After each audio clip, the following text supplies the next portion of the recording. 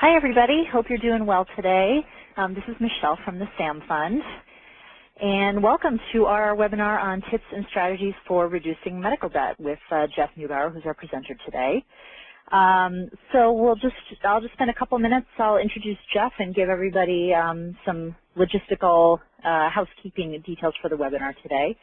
So hopefully everybody knows that this webinar is free and is going to be available on our website within the next couple of days on www.thesamfund.org/webinar, where we have an archive of all of our past presentations as well. But for if anybody would like to listen to it again, or folks who couldn't make it onto the presentation today, then absolutely send them to the website for that.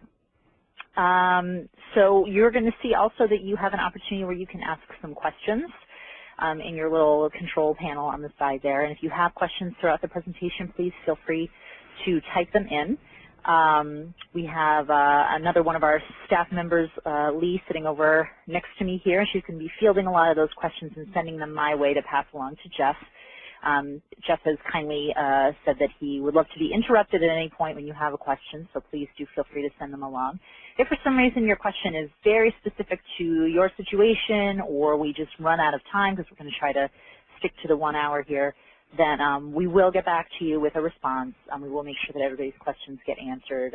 Either you'll get a response from us, or we'll pass along your question to Jeff, and he will get back to you on that as well. So Jeff has 28 years of experience in managed healthcare industry. He has worked with lots of different facets of this industry, with commercial insurance companies, with third-party administrators, and with Medicaid programs.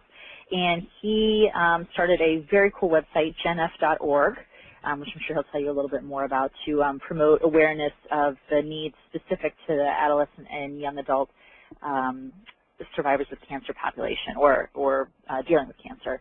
So it's a very cool website, and definitely suggest you check that out. And I know that he is actually beginning his own business, which perhaps he'll tell you about too, involving negotiating medical bills. So he's going to give us a lot of terrific advice today.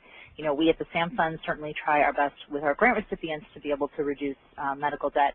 Well, unfortunately, we're not able to do that for everybody, so we want to make sure that folks have this information that they can sort of run with in terms of handling their own medical debt and finding ways to make it a lot lower, because we know that's something that a lot of folks are dealing with right now. So, Jeff, it is all yours.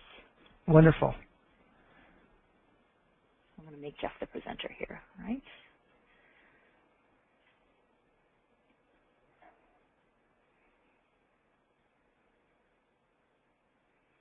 Can you guys, is my screen visible now? Yep. Wonderful. Well, thank you for that introduction. My role here is to kind of give you some tips and strategies for managing medical debt as best we can. Hopefully we'll have a little time at the end to talk about some ways to avoid getting yourself into deep medical debt in the first place. Those are a little more complicated and a little more involved, but I think we at least begin to touch on them. I've been in this business for a lot of years. We're in the process of developing an organization that will work with individuals in getting access to the right information to effectively negotiate and manage your medical debt. So as time rolls on, and we think we may roll this product out somewhere near the fall, when that happens, we'll be happy to share that with you. Managing medical debt can be extremely complicated, but if you're prepared and you get the right amount of help, we think you can come to a fair and reasonable settlement with your providers. In this webinar, we're going to focus on a couple of items, at least to get you started. One is preparation. You need to understand what you have, where you're going, in order to get an effective negotiation going with your healthcare providers, whether they're physicians or hospitals. You also need to understand your rights, and those rights are determined by what type of plan you have and what's going on in your particular state, and we'll cover a little bit about that in the next few slides. Getting organized will give you at least one way to start to organize yourself and to give you some ideas of how to do that. And then all of this will kind of build in determining your strategy, how you're going to approach that provider. When you call the biller, what are you going to say? Some ideas on what to say, what to avoid. And then what you typically need to do in order to get financial aid. Hopefully all of this will kind of put you in a better position to negotiate effectively with providers. Now, the first step is to be prepared, and I think the first thing we need to look at in being prepared is to examine whether you're an insured individual and an uninsured individual, because there's a little different opportunities or programs available to each group depending upon where you fall. And again, the idea is to establish a strategy to negotiate a fair settlement. Let's start with insured. When you look at insured, you're going to be looking at three basic questions, and there could be more, but these are three of the basic questions that I like to look at when I'm examining things. What type of plan do I have? What type of provider am I seeing? And why is the provider billing me in the first place? So under what type of plan, you've got two basic plans out there. You have an insured program, which is regulated by the state, and you have a self-funded program, which is regulated by the feds, the Department of Labor. Why is this important? Well, if you need help or you have to file a complaint or an appeal, you need to know what agency you're going to go to for that help. Because if you call the Department of Insurance, your state Department of Insurance, and you have a self-funded program, you'll go through a lot of effort only to be sent a letter in the end denying any type of help because it's not under their jurisdiction. So if you are insured, let me see if I can put this. If you have an individual policy, you bought a policy directly with your insurance company, you're 99.999% chance that that's a fully insured program. If you're covered through your employer, you could be either self-funded or insured. And I'll talk a little bit about how you can really tell, short of asking the question directly of your employer, but I can give you some pointers on how to do that. Again, know your rights. Two very good websites that are in existence to help you when you're dealing with either a state or federal program. And let me jump out real quick and find. So for the insured programs, there's a wonderful website. There's tons of sites out there, but a lot of them don't really measure up quite well. Healthcare.gov is a very good site that kind of helps answer a lot of your questions. And under this tab, getting help using insurance, there's a section here that shows these consumer assistance programs, which ones are currently under development, which ones are not under development, and with no real plans to be available, but at least they'll give you access to the entities in the state that you can call regarding a complaint or a question. Again, this is for fully insured programs. On here you can also read about the new healthcare reform law, give you information on healthcare reform, in addition to comparing providers based on quality. So it's a nice website that I think can be very helpful. The other site that I'd like you to be take a look at, I think you'd be very interested in, is run by the Department of Labor, and this is all surrounding self-funded programs. So if you again have a question or a complaint regarding your self-funded program, here's where you would go. And you can click on these links to ask a question, and there's actually a phone number that you can contact to ask questions about your benefits.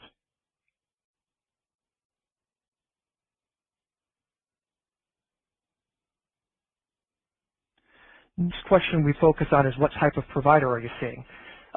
In-network versus out-of-network. Why this is important. If you have an insurance program and you go to see an in-network provider, we're going to show you some techniques to look for areas to reduce the cost of that particular service that you saw that provider for.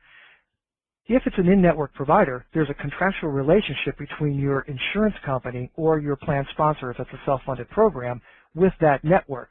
So even if you discover an opportunity, if there's an error on the bill that's worth $20,000, or if there's you find out that that provider is charging you 30% more than any other provider in that area, if it's an in-network provider, 9 times out of 10, that provider will simply tell you, look, we have an agreement with your insurance company or with your plan that says this is all we'll accept. And if this is all we'll accept, the odds of you negotiating successfully with this group are much less than with an out-of-network provider. Doesn't mean it's impossible. It just means that it's less likely. But something worth knowing when you're picking out your strategy and how you're going to approach the provider. Another thing that I think is important is whether or not your provider is a for-profit provider or a non-profit provider. For-profit providers provide some charity care, but that charity care is very limited if you have insurance. Now, if you don't have insurance, the charity care is much more available. You also have to examine if there are state programs. For example, Ohio has a program called the HCAP program, which will cover individuals up to 400% of federal poverty. And we'll go into that in a little more detail shortly. For-profit hospitals also have banking relationships, where if you have a balance, they'll allow you to go into a payment program, but they'll try and force you into working with a bank. The only problem with that scenario is you got to watch out for high interest rates. Some of these programs they put into place are very fair. They may give you very low interest rates, but some of them you can see interest rates of, in the 10-15% range, which is pretty pricey for this type of a service. And oftentimes you can strike a deal directly with the provider and make payments and pay no interest at all. So you want to reserve that banking situation, that credit situation, for as a last resort, so to speak. Nonprofits are a lot different. They've got a requirement that they must meet a charity care standard, and the IRS is watching them. We'll go in shortly and share with you an article where there are advocacy groups that are watching these nonprofit hospitals and making sure that they're providing adequate charity care. Again, know your rights. It's a wonderful organization. This might be a little difficult to see. accessproject.org. Invite everybody to check out this website. It has a lot of wonderful information about your rights, especially regarding hospital building and collections. There's 6 or 8 pages that we'll make available on the website that goes into a lot of detail about some of the different groups that are investigating nonprofit hospitals and for-profit hospitals and monitoring how often they recommend financial aid to their at-need patient population. And I think what they're finding is that a lot of people are calling in and asking for assistance, but are being put on payment programs and not being referred to financial aid. I helped a particular client out just recently where they had insurance, and the hospital told them that, look, we have a financial aid program, but it's only for those individuals who are uninsured. Well, I got onto the state website, found out that the plan did allow for payments for underinsured, got the definition of what was underinsured, and had to go back and kind of press that biller to get them to understand that this particular individual was eligible for a program. So you've got to keep pressing. That's why you need to know your rights. And this site is, this article in particular, I think gives you a lot of interesting insight on it. Matter of fact, they even go into the American Hospital Association's guidelines on how hospitals should handle financial assistance and how they should handle reporting to credit agencies. Some of the recommendations are saying, hey, look, if a patient is making an attempt to make payments, don't report them. Or if they are reported, as soon as that debt is paid off, take it off of their credit report. So some good things. These are voluntary, unfortunately, so you can't force a provider to do it, but at least there's an effort, and there's more and more providers taking this up.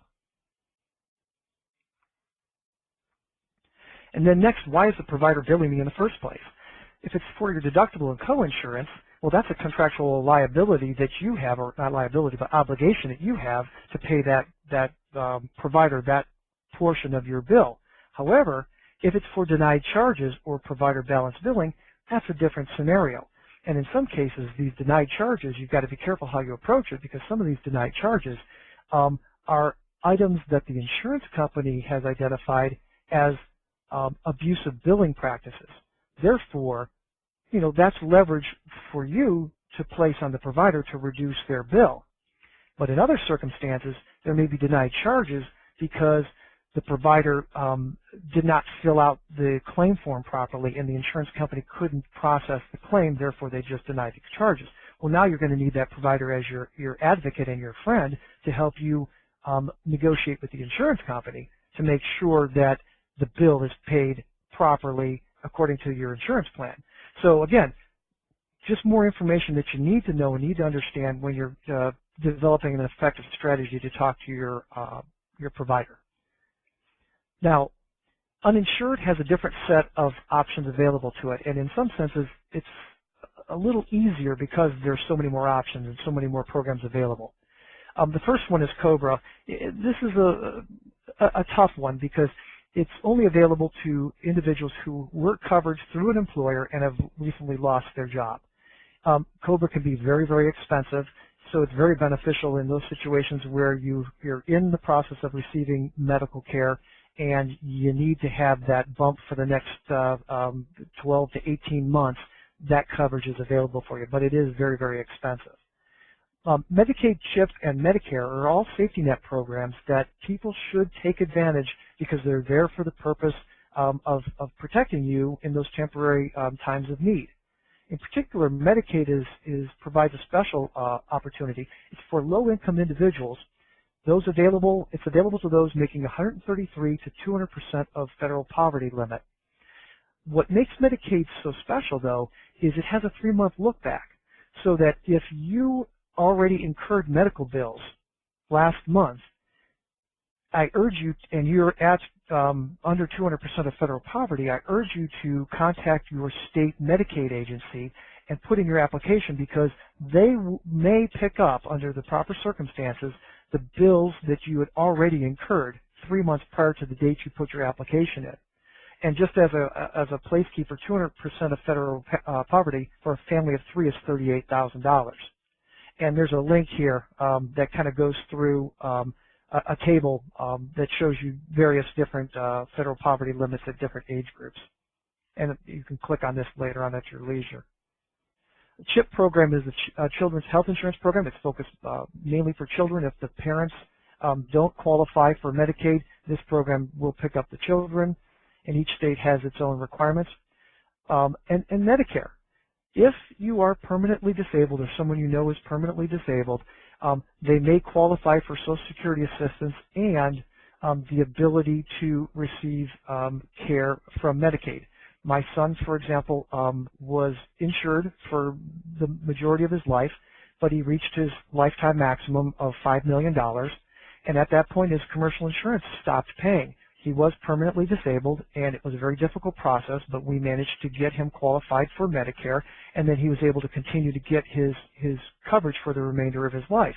And that was very helpful for him to be able to spend his last year in life enjoying himself and not worrying about how he was going to get his medical treatment.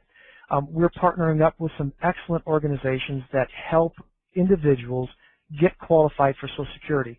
Matter of fact, they work on the front end with hospitals on admission so that if that patient doesn't have insurance, they find the right type of coverage for them at the time of admission to help prevent them from getting into medical debt in the first place. But if that can't be done, they're willing to work with us sort of on the back door to help protect members. Same type of questions. What type of provider am I seeing? For the same reason. Is it a nonprofit or a for-profit provider? Again, for-profit provides some charity care. You're going to have to push them and ask. Make sure you know the state programs and watch out for the banking relationships as the last resort. The nonprofits, these guys are monitored to make sure that they're helping the uninsured or underinsured, and the states are now beginning to adopt language or propose language that says, hey, let's force the hospitals to reduce the charges to the uninsured and underinsured, drop it to the best commercial rate or Medicare or somewhere in that vicinity. And that's kind of what we use as our benchmark when we negotiate with providers. It's very difficult. Healthcare is a difficult process in that it's the only purchase you're going to make where you have to go and see the provider and have no idea what that service is going to cost you. This kind of gives you an idea of what it should cost, or at least what the bottom line, the basement floor should cost. Now let's talk about getting organized. Number one, review your benefits. Again, we talked about insured versus self-funded. The primary difference between insured and self-funded is under an insured program, you have a policy that's directly with the insurance company. Under self-insured, it's a summary plan description, and it's not a policy directly with the insurance company. Your contractual arrangement is with the plan sponsor, which is typically your employer. The insurance company will then have a relationship with the employer, a direct relationship with the employer.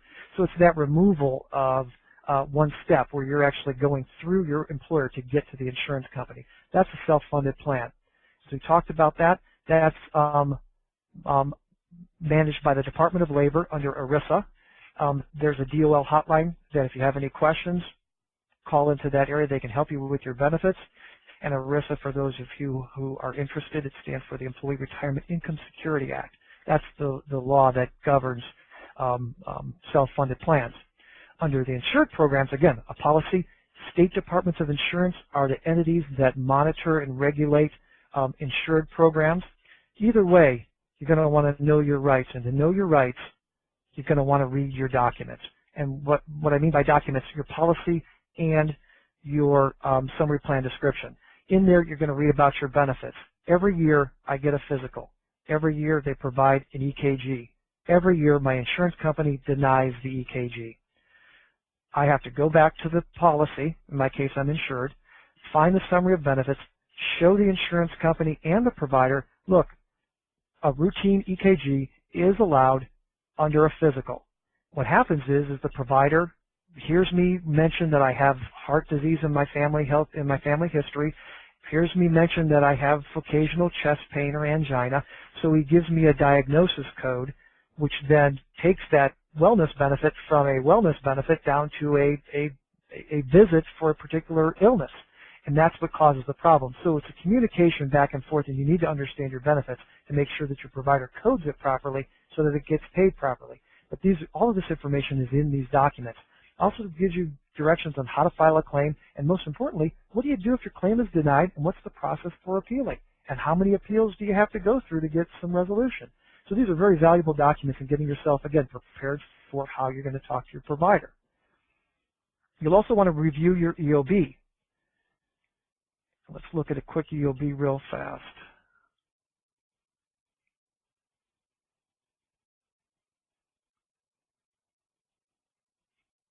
Sorry about that. Most of you have seen a typical EOB. On your EOB, you're going to have details that give you a description of the service and the dates of service, and then the charges by that particular provider. But also, typically in the center of it, they're going to talk about where your deductibles, co-insurance, and what amounts are adjustments. And typically, they'll give you a description of what those adjustments mean. You'll want to pay attention to anything that is an agreed-upon discount because providers can't balance bill you for this. Now, occasionally they will try, but this is where you need to be prepared. If they're billing you for this, they cannot do this. There's a contractual obligation for them not to. There are also things that are going to appear on in this particular area of the bill, or EOB, that describe what could be considered to be abusive billing practice. That's leverage for you when you're negotiating with your provider, so you're going to want to take notice of those type of things. All of these things will appear here in your message codes. Now, in this particular instance, this amount was not covered because the procedure is considered cosmetic. That's a non-covered benefit.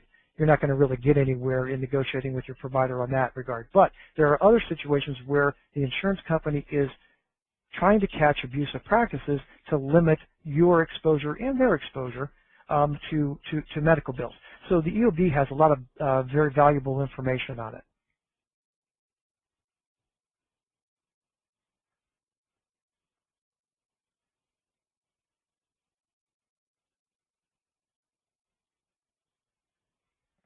In reviewing your EOB, you're going to want to make sure that all the information is correct.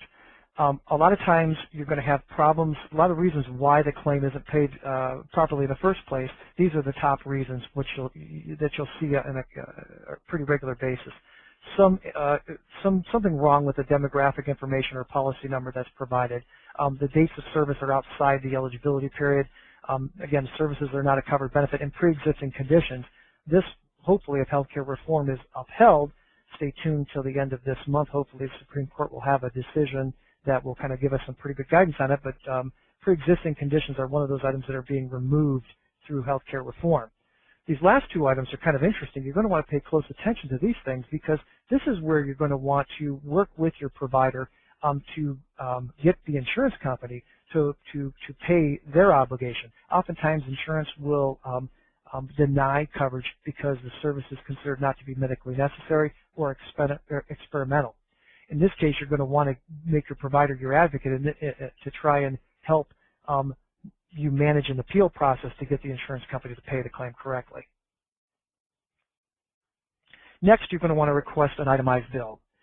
And let me show you, these items are not itemized bills. This is the CMS 1500. It's the claim form that the physician provides either in electronic or paper format, most likely electronic, to the insurance company to pay a bill. It's good to have this information because on it you have very, very useful information like the CPT codes and the modifiers and the diagnosis codes that you'll need to determine what the floor would be or what an appropriate price for this particular claim would be. These next two documents are UBs, which is a universal bill typically used by hospital for inpatient and outpatient procedures. Same type of thing. You'll notice that they use revenue codes here and a general description. These are summary bills. And I'll show you how they differ from an itemized bill in a moment. On this particular bill, you see 3 line items totaling $550. This is a joke because I don't think I've ever seen an inpatient hospital bill for $550. But that's typically what the insurance company sees. And why this is important, you'll want to get a hold of this, but in addition, you'll want to look at your itemized bill because for those 3 items that you saw earlier on the UB, there could be 30 pages that look more like this. And the idea behind this is each one of these line items gets summarized up into a revenue code that gets reported on a summary bill. So why is the itemized bill so important? Well, on an itemized bill, you can find the areas that are a problem. You can see where a provider may have billed you. In this case, there are 3 items right here, right in a row. The idea is this a duplicate, or did you really receive those 3 services, or those 3, in this case, I believe it's a drug, these 3 drugs.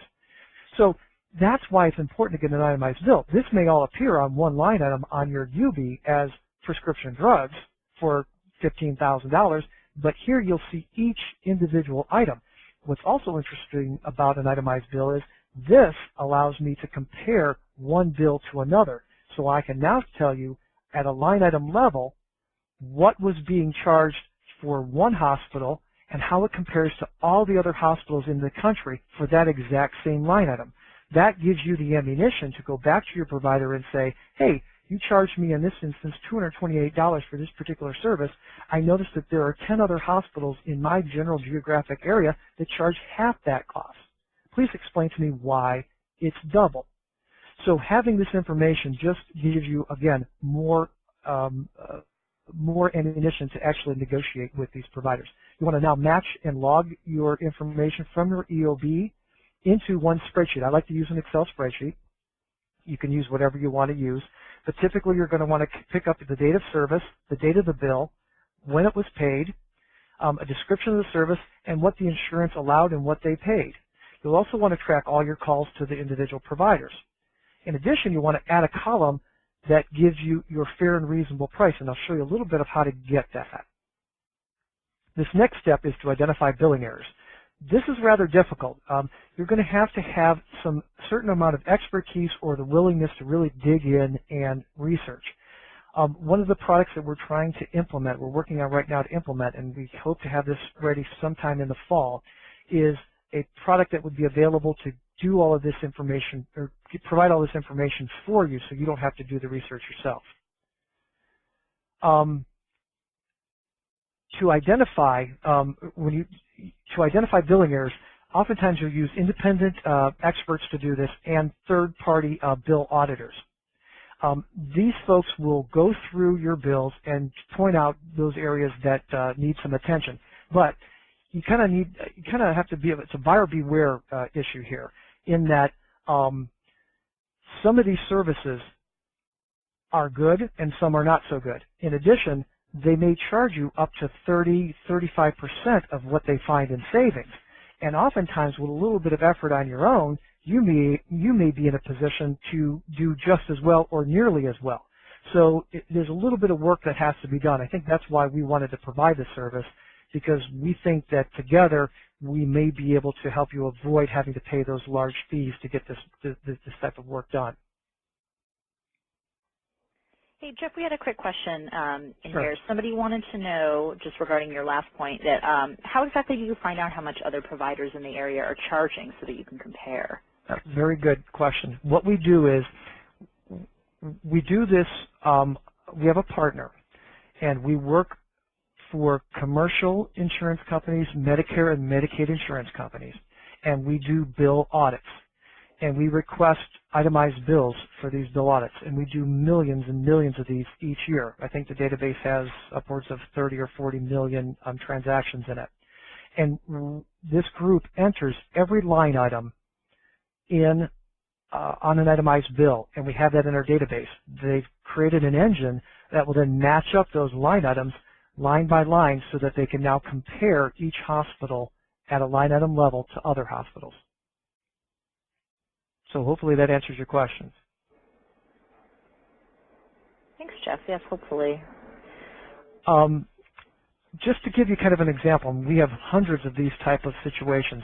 Typical hospital billing errors on fair and reasonable pricing. The hospital description on that itemized bill could be something like acetomy, quantity 2 for $197. Now, on the UB, which is the summarized bill, that $394 could be lumped in with hundreds of other dollars worth of items, all lumped in as hospital supplies or some other revenue code. So you would never see this description, and therefore you'd never be able to compare it. Well, because this group is able to make those comparisons, they translated it to Tylenol, quantity 2. The allowable on that is $2, which is still a lot of money, but they do have overhead. So there was a savings of $607. This is the type of stuff that we find. On a more complex item like implants, these are typically orthotic type surgeries. Lumbar fusion 2-level, the hospital charged $71,000 for this particular bill.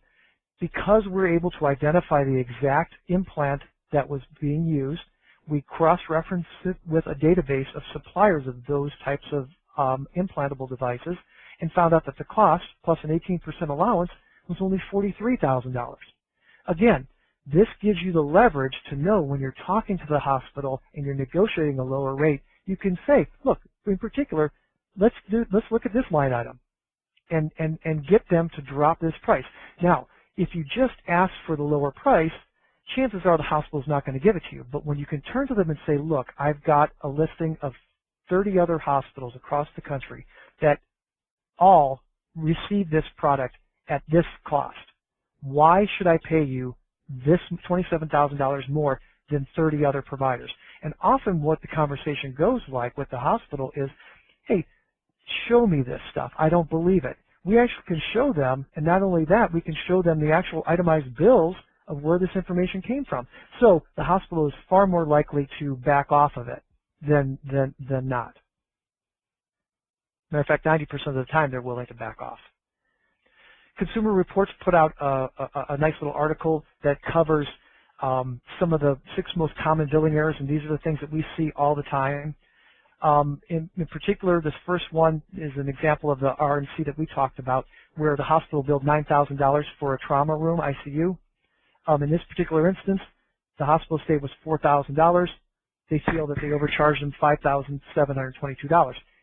Again, it's one thing to say, look, I think other hospitals in the area are only charging $4,000. You're overcharging me $57,000. That's one thing to say, right? But it's entirely different to go in and actually point to them. Here are the other hospitals. Here's exactly what they charge, and here are the bills that they use, that we use to actually gather that information. Much more powerful. It's transparency. It's pricing transparency at its best. These next couple are typical examples where the doctors are upcoding their, in this case, they actually charge for both drugs. This is something that on a physician's bill, the insurance company would most likely catch these next 2 items, so you wouldn't have to worry about something like this on a physician bill. But what you would want to watch out for is make sure that the provider didn't balance bill you for it, right? On a hospital bill, again, these are buried in the details, and they never show up on the item on the UB, which is a summarized bill. Therefore, the insurance company never sees it. And when you talk about a strategy that we've seen work in several instances, a hospital may actually pay, the insurance company may actually pay the bill if you have a large deductible of $1,000 or a co-insurance where your payment is $1,000 or $2,000. Oftentimes, when you point out these errors to a hospital, they'll reduce this right off of your co-insurance amount. So it does help, even though you have the insurance company that's paying the majority of your benefits, it is very beneficial to look for these type of errors, especially on hospital bills. Jeff, how often, I was just about to ask, I'm so sorry. That's all right. You anticipated my brain, so continue. 80% of all hospital bills have errors. Get on Google or whatever your search engine of choice, start keying in hospital bills and errors, and you'll find countless news reports. CNN, 60 Minutes, every news magazine out there, TV news magazine, has done a piece on this. And we find it to be true ourselves. Now, some of them are big errors, and some of them are small errors. And the small errors, you're not going to get a lot of, it's not going to give you a lot of leverage to reduce your medical bill. But if you're facing bills of $10,000, $20,000, it can be pretty significant. So it's worth taking a look at those, at all of your hospital bills. This next one, establish a fair price. I was a little disappointed. There used to be a number of free sites that were very easy to use that helped you calculate, to help the layperson calculate Medicare pricing. Those sites have since been removed or are no longer working properly. So it's another item that we may put up on our website when we get a chance, because it's very difficult to do, and I'll show you what a typical form looks like. But what you want to do is, in addition to looking for errors and excess billing, you want to find out, how do I establish a fair price? And I think everybody can agree that Medicare is probably a fair price, or at least a fair estimate of what the floor should be. Oftentimes, Medicare, in most cases, not all, but in most cases, Medicare is probably, the provider is losing money when they have a Medicare patient. That's why you often will see commercial patients being billed substantially more than Medicare, because they're making up for the losses. There are some people that say that the cost of those services is actually below Medicare, but there's no need to argue this point. I think if you establish Medicare as your benchmark, that would be a pretty good gauge when you're negotiating with providers, especially if you have insurance. If you don't have insurance, I think you can even go below Medicare and try and go more toward a Medicaid rate, which is even less. Just as an example, we did a review on a claim for surgery, hand surgery, and we looked at the bill, and it was a $20,000 bill, thought that it was too high. We're pretty confident it was too high, but realized that we wanted to determine just how out of the ballpark it was, so we ran the Medicare pricing on this case. And when we finished the Medicare price, it came down to Medicare would have only allowed $2,000, actually it was less than $2,000, for that $20,000 bill. So they were charging 10 times what Medicare would have allowed. Now, is it fair to pay Medicare in that situation? Probably not. I think that the surgeon and the hospital would have been losing money at $2,000. But should they get 20 or 10 times, I think that's where the problem is. So that again shows you the range of prices that you can find. Now, here is an example. This site is on the CMS website. I can give you links to this at the end of the presentation. But you would enter in the year that you're trying to develop a price, and this is primarily for physician charges. You're looking for pricing information, and you're going to provide a list of different HCPCS codes, which these are basically procedure codes that the provider uses. In this case, we're looking up these two codes. These are evaluation and management codes, 99, 215, and 214. So these are essentially office visits. What we see here is that for a physician provided this in his office, a non-facility price is $104 and $140 for these two services. If it was done in a facility, that physician would receive $76 and $107. The difference being is that when it's done in a facility, there are now two bills, one from the physician and then one from the facility itself. So there would be a second bill coming in here, where in this case, it's all one bill. There are also recommended, these are for Medicare providers who are accepting Medicare. They're in network, so to speak. For these areas, this is the limited charge that the provider by law can charge you, a Medicare recipient, no more than this price. So here's your range, 104 to 114 for this particular procedure code. Well, where is this meaningful? If you see a provider that's charging you $250, now you've got something to negotiate from. That's the idea. So that's where this information becomes useful. On the inpatient side, it's a little more complex. You need to understand, you enter in your bill charges, but you need to know what the DRG is, which is a diagnostic-related grouping. That's how hospitals will bill Medicare and some commercial insurance companies. Oftentimes, they'll put the code right on the claim form, but oftentimes you need to determine what that DRG is. There used to be free, what they call DRG groupers that took the right information, matched it up into a grouping, and then spit out the DRG. Well, in this particular instance, when you plug in all the information, the billed charges were $232,000. Medicare would have allowed $54,000. So now you can see here's the room for negotiations. Now, you don't see this big of a spread all the time, but it does happen. And when you see this big of a spread, there's a lot of opportunity for negotiations. And even though you see a big spread, that doesn't mean the hospital has to cut their rates. They may not. And you may need to step it up and be a little more aggressive, and we'll talk about that in a moment.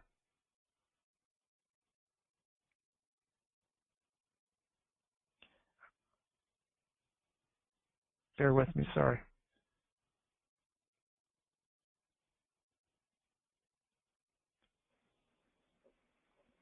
Jeff, for folks who are seeing all this for the first time, particularly, seeing your spreadsheet, I think, even on our end, this is sort of like, it looks a little bit overwhelming. Do you have any sort of strategies for folks who are trying to maybe do that kind of setup for the first time, just a way for them to kind of get started without it seeming so like a insurmountable kind of task?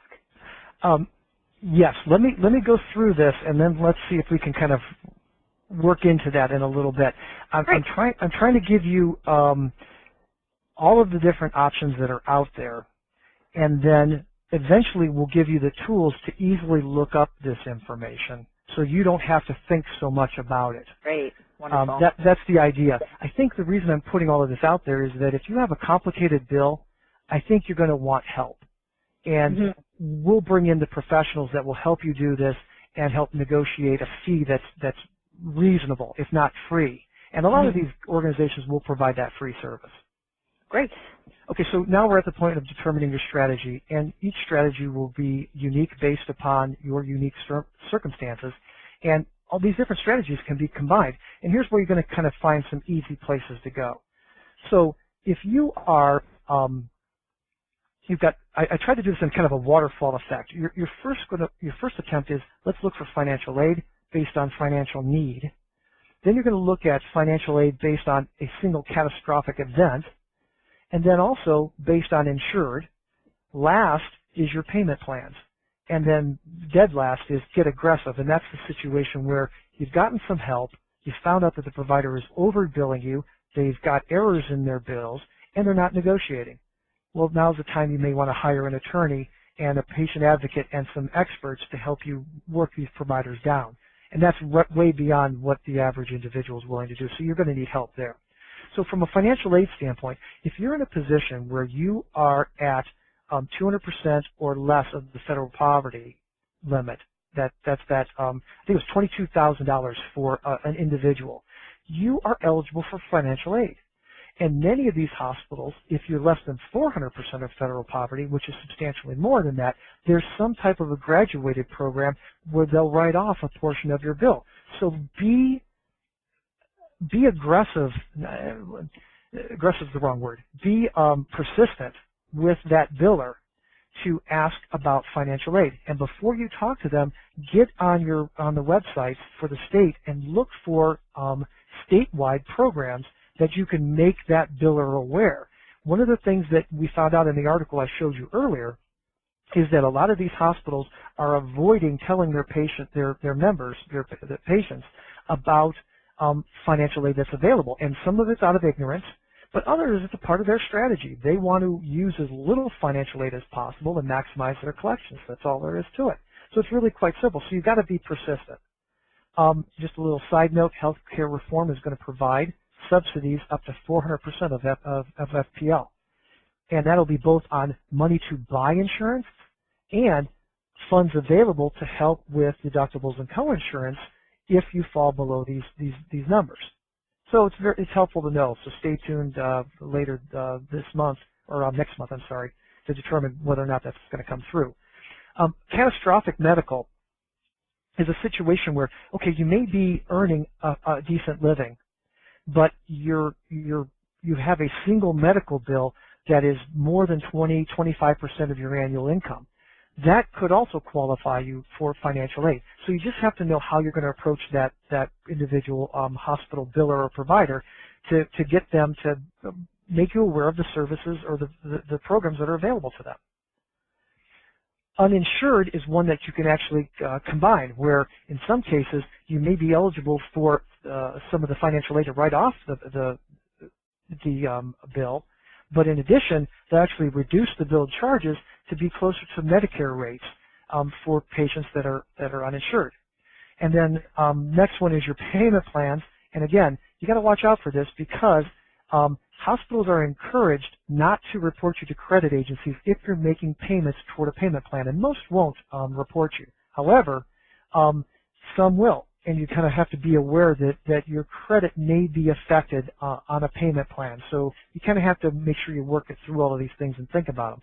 Also, you got to make sure, I mean, are these interest-free payment plans? You should always go for interest-free first, or very low interest rate programs. Last resort, if you absolutely have to do it, then you look toward the payment programs that they have that are provided by banks, provided that the interest rates are fair and reasonable.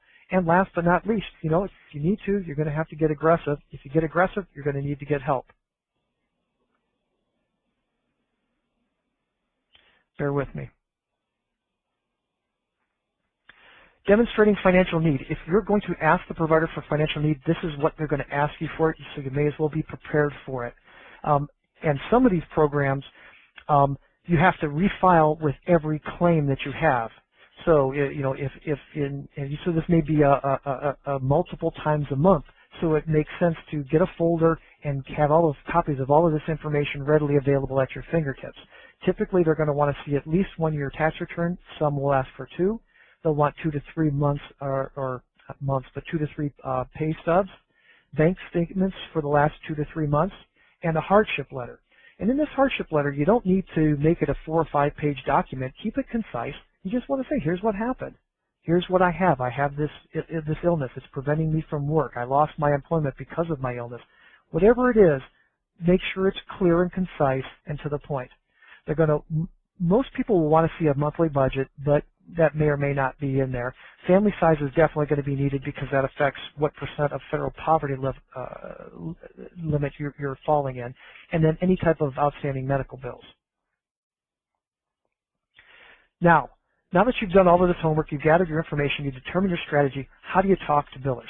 So first let's look at the difference between billers and collections. You want to stay out of collections because once you get into collections, there's limits to what they're going to do for you. Collections, they typically are almost always third-party organizations that specialize in collections. They're usually the group that's going to be dealing with you after you've been delinquent or late for 90 or more days. Oftentimes they buy the debt back from the provider. They'll front the provider the money at a deep discount, 30% or 40 or even 50%, and then they're on the hook to collect. That's why they're far more aggressive in their collection practices. Now, a lot of hospitals recognize that they want to keep you as a patient, so they're starting to form relationships with more friendly collection agencies. So you're starting to see a little bit of softening even from collection agencies.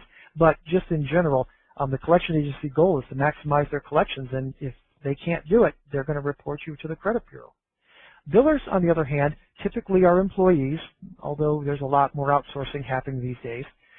They typically have a very heavy caseload. We'll tell you why that's important in a moment. And they'll call you typically when there's problems with the insurance or that your account is past due, and they're the ones that send you the friendly little reminder. Oh, I know you probably just forgot. It slipped your mind. That's from your friendly neighborhood biller. They typically won't report you to the credit bureau, but there are aggressive providers out there that will do it rather quickly. It's just their policy. Less and less of them are doing it, but they still are out there. Again, their goal is to maximize collections, but they're also there to size you up. What they're looking for is some very specific information. they want to know, are you financially able but unwilling to pay? Look, the billers want to help you out, but if you've been given a fair price, there's no errors in the bill, and you have the means to pay the bill, they need you to pay the bill, and they're going to be less than likely to help you. So that's what they're really trying to look for. But in addition, they're also looking, hey, is this person responsive? Are they answering the phone calls? Are they returning the calls, returning the messages that we leave for them? Are they making some effort to pay bills? In some cases, it helps to just pay a small amount every month. Even before you've talked to them about negotiating a bill, just pay them $10 a month or $20 a month to show some effort. Oftentimes, that'll see some hospitals actually have a policy that says, hey, look, as long as the patient is paying something, we're not going to send them to collections. So that's one way to keep it out of collections, which keeps kind of you in check. Once it goes to collections, you're limited on what you can get. You're not going to get financial aid. You're not going to get help. You might get a payment plan, but I doubt it. They're also going to look at past experience. Are you someone that constantly complains? Are you someone that has routinely not paid the bill? Have you made negotiations and agreements to a payment plan in the past but haven't kept up with it? Those are things that all affect their willingness to work with you. When talking to billers, there are things to avoid and things to use. What do you want to avoid? You know, even though the quality of the service may have been bad, you're looking for help. Now's not the time to try and justify getting a discount on your bill because you didn't like the receptionist or the office was dirty. Also, price of the service is important, but again, now's not the time to do it, and you don't want to complain about it. You want to give them evidence and proof. You want to show that pricing transparency. That gives you more credibility. This just sounds like you're whining. And then you don't want to question about procedures. We've had people who look at their bill, and you want to look very carefully at this stuff. And they'll see that I saw a complex visit for 30 minutes or something like that on the bill, and they'll say, you know what, I know I was only in there for 25 minutes. You don't want to argue about stuff like that. First of all, the physician has to dictate the notes to have them transcribed into your medical records after each visit. Some of them actually put it in the medical record right while you're in the office, but others will take time afterwards and dictate it, and that's all a part of that fee. So you can't make that a bone of contention at that particular time. What you do want to use, and this is common sense, hey, look, I need your help. I'm suffering from some financial hardship right now. I only want to be fair. We're trying to be transparent with the pricing, and we're looking what's best for, if you're doing this for your loved one, or what's best for all providers involved. Oftentimes, if it's a hospitalization, there's 4 or 5 different providers that are all looking to be paid, and you want to be fair to pay all of them fairly. So these are things that billers are looking for, and I think they want to hear. Be prepared. Find out all you can about the service in question. Again, compare it to your benefits, compare it to your EOB. Do some research about what would be a fair price. If you need to get help from somebody, get help.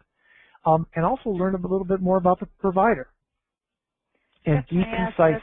I'm sorry, Sure. I wanted to interrupt you with a question here and just give you a sort of 5-minute warning. Hopefully we can wrap up in the next 5 minutes or so if that works for you. We got a question from someone who wanted to know if they said, if I gather fair price info on my financial need documents, meaning the tax returns, the pay stubs, all that stuff, can a patient use that with multiple billers? Yes. Sort of like a template? Yes, absolutely. Absolutely use it as a template. Wonderful, thank you. So you want to be concise. And if you were happy with the service, don't lie. You know, if you weren't happy, don't say this. But look, hey, I was happy with the service. I fully intend to pay the bill, but I'm having a financial hardship. Do you have a minute? Have a few questions. I want to make sure I understand. I want to make sure you understand, whatever it is. And then quickly get to the point. I've been diagnosed with blank. I'm unable to work. I have limited funds, whatever the story is. And then, hey, we're working with many providers to set up a fair payment plan and investigate financial assistance so everybody can get paid. This is what they're looking for. If they hear this from you 9 times out of 10, something like that, maybe 8 times out of 10, they're going to work with you. You know, you're going to get some stinkers who won't, but, you know, at least if you've got somebody who's willing to work, you're going to get them into the right frame of mind. Next, this is when you start to talk about the discrepancies, and here's where your homework starts to pay off. You start talking about, here's what we found in errors on the bill, here's the amounts that were disallowed by the insurance company, determine whether they're, you know, abusive billing patterns, in which case you want to move the provider along on reducing those, or if it was coverage that should have been there, you're going to want to pull the provider in and ask them for their help to negotiate with your insurance company and help you with the appeal to get the claim paid, and they'll jump on it. They'll help you, especially if you can show them, here's where it's covered, here's how it's covered, and here's how you have to file the claim. Mr. or Mrs. Provider, did you do this? If you didn't, let's refile. So they'll work with you on it. Oftentimes you may have secondary insurance, too, that's coming through that the provider may not be aware of. They've got to help you file that claim. You can't file with your secondary insurance company until after your first one has either denied the claim or made their payment. Then the secondary insurance kind of kicks in next. That buys you some more time to kind of work up the fair and reasonable for any balances you're going to have left. And then you can also talk about excess charges and all the other things that we talked about. I'm talking fast because I know we're running out of time. So what you do want to do is make low flexible offer something that you can live with so that you're assured to keep your end of the bargain. You don't want to offer a payment plan that you can't keep. And by all means, make it fair and reasonable. If you do the things that we talked about earlier, it will be fair and reasonable, and it will be transparent, and everybody will be happy. By all means, don't be unreasonable. There's nothing worse than going after a provider who is, one, not made any errors on their bill. Two, they're charging you a service well below other providers in their area, and they know it. If they're well below, they know darn well that they're well below. And for you to insist on having that cut in half with no merit, that would be unfair, and I think it would just not work for you. Now, they may be willing to work out a payment structure if you're struggling, but you won't want to take a tactic of convincing them to cut their fees in half when they're already below the market. So that's the important thing you have to think. Don't ever offer to split the difference. It's just kind of a tacky attempt. And don't ever be pressured by time. You don't have to do something immediately. You know, put your idea out there. If you need more time to think about a counter, then get out and do your research and think about the counter. Just get back to them when you say you're going to get back to them. Again, in wrapping things up real quick, successful negotiations have to be a win-win. That's kind of a common sense. You need to show your willingness to meet your obligations and then demonstrate your financial hardship if it's there. You want to prepare, prepare, prepare. Always know your rights from the various different state programs to proper billing practices, and understand what your insurance coverage is so that you can either bring the provider on your side or use it to manage that provider's understanding. And then research fair pricing, and that's probably the toughest. I understand that can be very overwhelming, but know that there are people out there to help. I'm working to get a list of vendors that will do this on a volunteer basis, and we're working to put a product out there that you guys can have access to hopefully this fall. And last, use the aggressive tactics as the last resort. Even though you've done the research, even though there's abusive billing practices or overcharging going on, some providers just won't budge. That's what I charge. Tough. When you get to that point, you're probably going to need a billing expert and an auditor. You're going to need an advocate, and you're probably going to need an attorney to make sure that you're protected on all ends. Last, billers are willing to assist patients with true needs, but if you're financially able, they expect you to pay. If anybody has any more questions, I'd be happy to take them. Thank you so much, Jeff. We have not had a lot of questions on this particular presentation, but we invite anyone to certainly email us questions if they come to you later on tonight or tomorrow or something like that. We can certainly pass them along to Jeff. When will the services and resources be available? Somebody wanted to know. And you were thinking the fall? Yeah, I think the fall. If we can get it done sooner, I'll let you know, and then you all can blast it out to. Yeah, we will definitely let everybody know when those are available. We'll be happy to share them with our constituency. Absolutely. Yeah, the resources we're working on is a simple tool for you to find fair and reasonable pricing. If you go out to Blue Book, I think Healthcare Blue Book, they have some out there. But they're not, they're a little difficult to work in, and they're not very complete. I'm seeing if I can find a real quick one if you have a moment. Sure. Healthcare Blue Book is one site. The problem is if you can, even just by quickly looking, if you look at surgical cancer, for example, there's one service found. So you're not getting a lot of information. So it's somewhat useful, but it's just not there. Pricing transparency is a big problem, and a lot of states are working on it. Wisconsin actually has a decent little project, and there are several states that are trying to put pricing transparency out there, where you report on what the cost for these different services are. But the biggest problem is, you know, you've got one particular illness, but the services you receive for that illness is different for each individual. So that's why the itemized bill approach is the more accurate way to go, but it's also significantly more complicated. So we're trying to make that much more simple.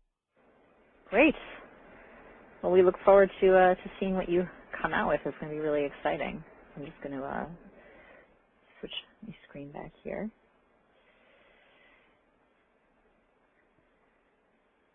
And that's about it. We want to thank everybody for taking the time to listen today. And I know I'm certainly going to go back and listen to this again because there was so much great information in there.